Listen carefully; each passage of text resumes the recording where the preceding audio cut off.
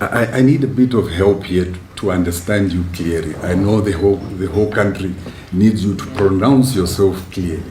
You have said and you've restated this point that you leave when your term ends, or you know when you will leave, the day and time. But like my colleague here said, there's still a lot of confusion. There's the 2030, people were saying you should extend your term to 2030.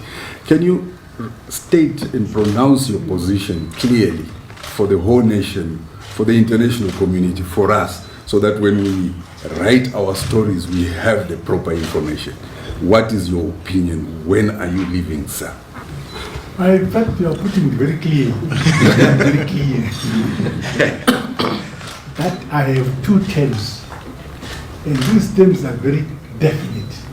And I'm so democratic. When they come to an end, I'll step aside, and my party will elect my successor.